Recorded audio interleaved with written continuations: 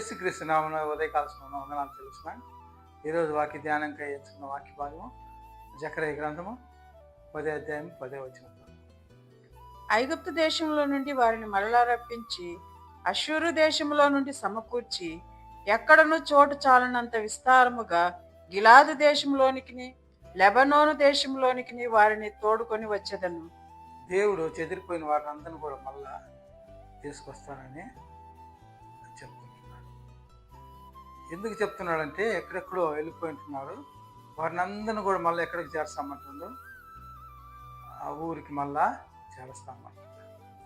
So ఇక్కడ రెండు మాటలు గిలాదు గురించి చెప్తున్నాడు, మళ్ళా లెబనోన్ గురించి చెప్తున్నాడు. గిలాదు అంటే జోర్దాన్ నది పక్కన ఉంటున్నది. అది ఎప్పుడు కూడా పచ్చదనం, అది ఔషధానికి పనికొచ్చే ఆ యొక్క వాతావరణం.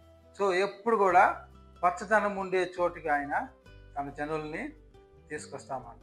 రెండో మాట కూడా చూసినట్లయితే లెబనోన్ అని చెప్తున్నాడు. లెబనోన్ వచ్చి అది అక్కడ పెరిగే చెట్లన్నీ కూడా చాలా పొడుగైనవి, చాలా బలమైనవి, వాటి వేర్లు కూడా చాలా లోతుకి దిగిపోయి ఉంటాయి.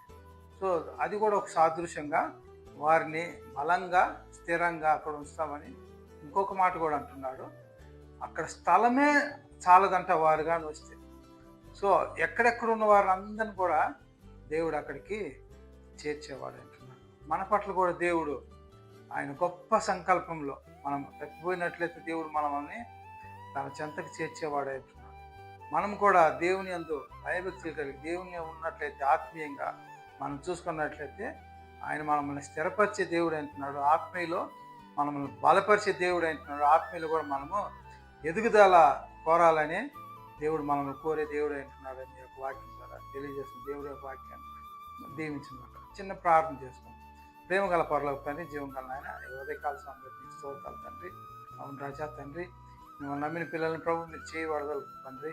చెదిరిపోయిన వాళ్ళందరూ కూడా ప్రభు తండ్రి మీరు ఒక చోటు చేస్తున్నా అయ్యా తండ్రి, మీరు గొప్పవారంటున్నారు తండ్రి. మీరు ఇచ్చిన వాగ్దానాన్ని ప్రభు అది ఎప్పుడు కూడా తండ్రి వ్యర్థంగా పోదు ప్రభు తండ్రి. నెరవేర్చే దేవుడు అయినందుకు నీకు స్తోత్రాలు చెల్లిస్తున్నాను తండ్రి.